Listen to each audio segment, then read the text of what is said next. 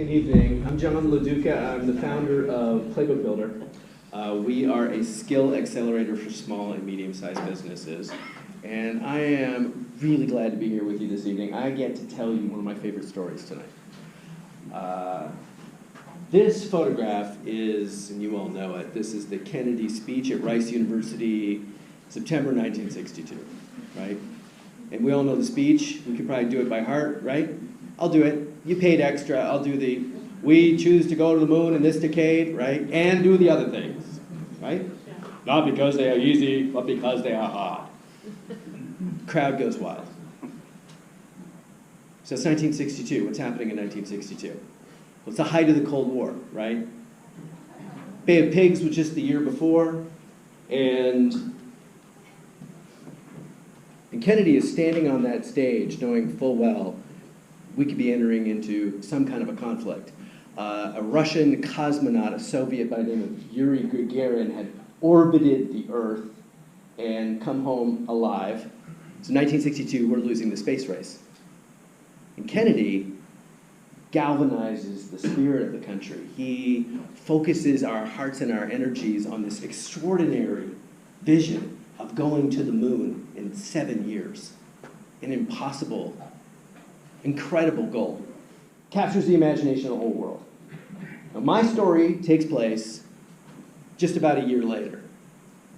So this time, 1963, NASA has swollen to 400,000 employees. It's the third largest federal agency at this time. And Kennedy goes to Cape Canaveral, and you can imagine the scenario. He's got the full entourage. He's there to see the facilities. He's got all of the scientists and the astronauts with him, and he has his press, and he has his security detail, and they're walking the facility. And this is the legend. This is this little bit of history I think you'll get a kick out of. So Kennedy is walking the halls, big white halls, and he sees this little old man mopping the floors, janitor. So Jack Kennedy walks up to him and he says, "So, what is it that you do here, sir?" And this is the legend. The guy sets down his mop. He looks directly into the eyes of the President of the United States, and he says, "I'm helping put a man on the moon, Mr. President." Yeah, right? 400,000 people racing to this really extraordinary goal, and the janitor got it. 400,000 people doing what seemed to be an impossible thing, and the guy mopping the floors knew the mission, and that's what it takes, right? That's the incredible opportunity. So, do we think it was technology that got us to the moon? Do we think it was microchips and spacesuits? What was it? Yeah, it was the people. It was unleashing that extraordinary capacity of human potential by lifting their hearts and focusing their energies at human capital. So you guys don't know me. We don't have a relationship outside of here for most of you. We have something in common. We all believe that people are our organization's greatest asset, don't we? We believe that the people inside our organizations, if we can activate them, if we can unleash them, we can do incredible things with them. That's the opportunity. And so we have this shared understanding, but I know a secret, and I know that what happens inside the boardroom when we pitch these incredible EQ, human capital type initiatives inside the organization is that they falter. Something gets lost in translation. They seem so vital in this room. They seem so obvious and critical in this room.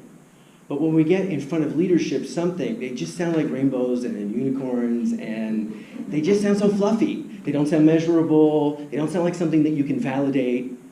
And they go from the urgent and important bucket to just the important bucket, as in we'll get to it when something urgent, we can get around to it. And folks, that has got to stop.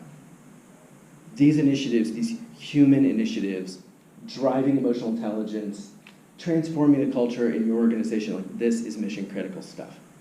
We have to be able to do it. And so that's why I'm here. That's what I want to talk about with you tonight. So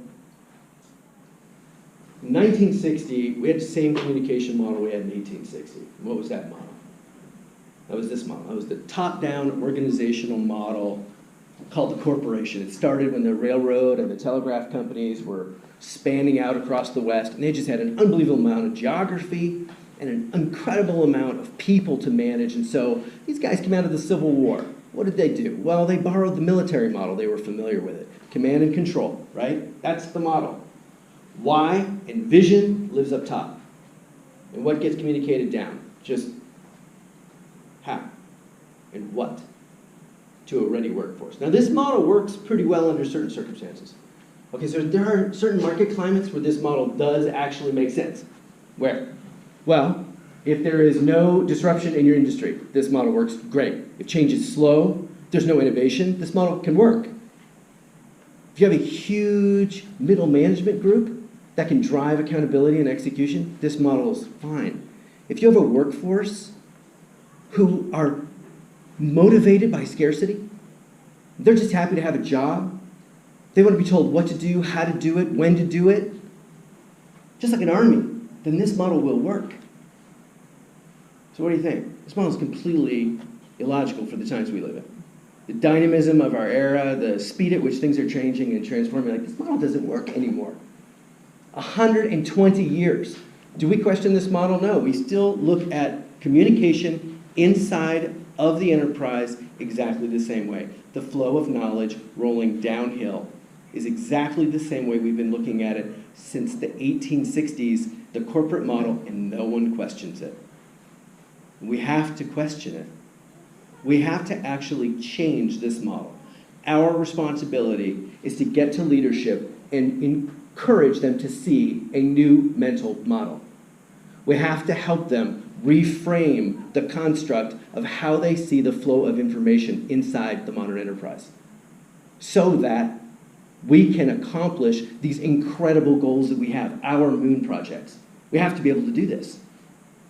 We have to get in the boardroom and we have to land those points. And so we need a new model, don't we? We need a new model for the dynamism of our time, for the demands of the 21st century. I want you to imagine onboarding a new hire efficiently, effectively, and inspiring them, getting them to fall in love with your organization before their first day. Or cloning one of your best people, a sales rep, and taking all the intellectual property that they have and packaging it and turning it into a corporate training asset. How about leveling up skills inside the organization? Across divisions, across geographies. These are the opportunities that exist. You have exiting employees, like boomers. Hey, boomer. We have boomers who are retiring. They're going to go off and retire.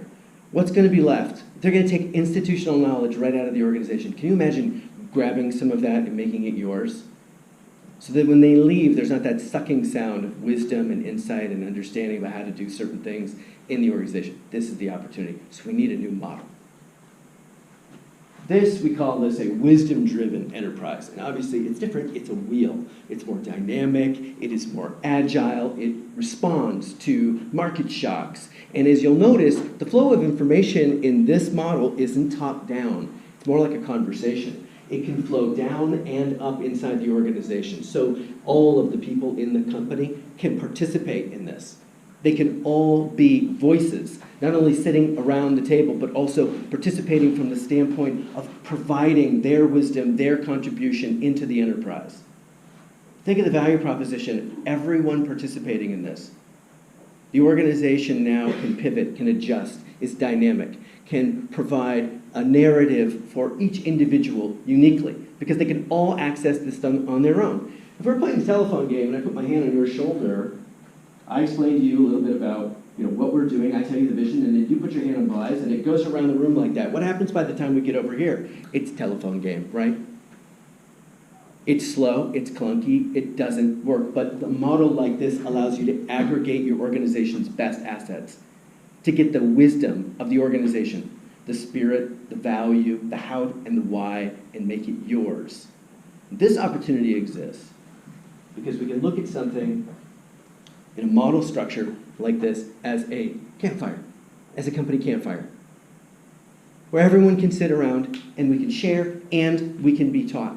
And how do we do that at a campfire? Do we share PowerPoints around a campfire? Do we share schematics? What do we share around the campfire? Yeah, that's how we like to learn. The origin of our species, we have been knowledge transferring from one to another with stories since our very earliest.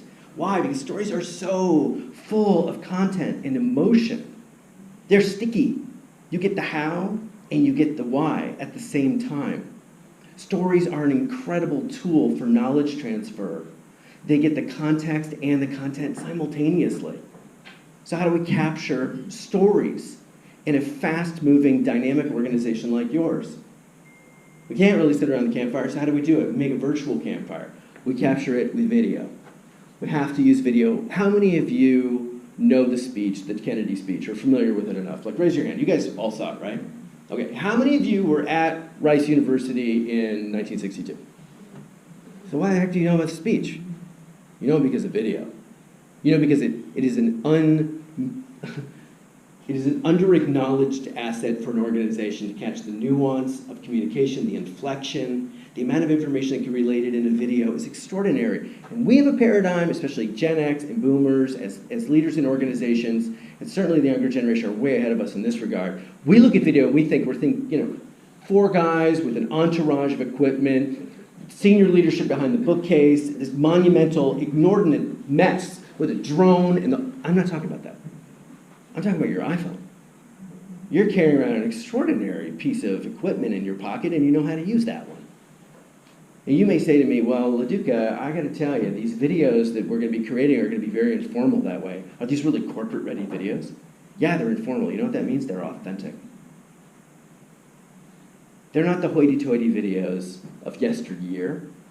They're fast-paced videos that capture what's happening in the organization, the culture, the context, the stories, and you have that in your pocket. So if we're looking about driving initiatives inside of our organizations, and we want to be able to capture the wisdom and convert it into a corporate asset, video is the best delivery system.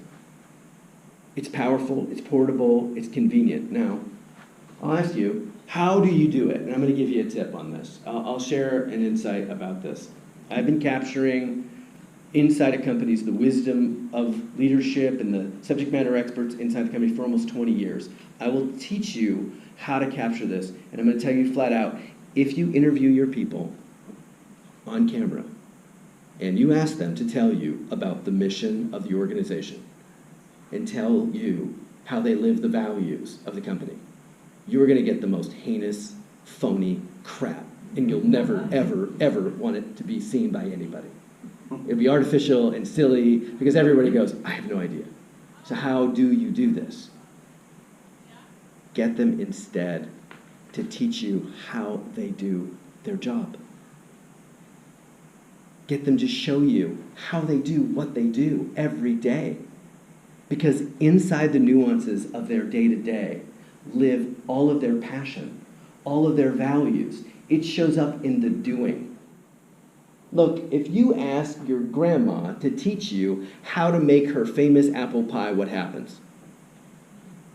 She gives you the recipe, she gives you the ingredients, and then she gives you an entire story of the family's history going back to the Great Depression, right? That's good learning content.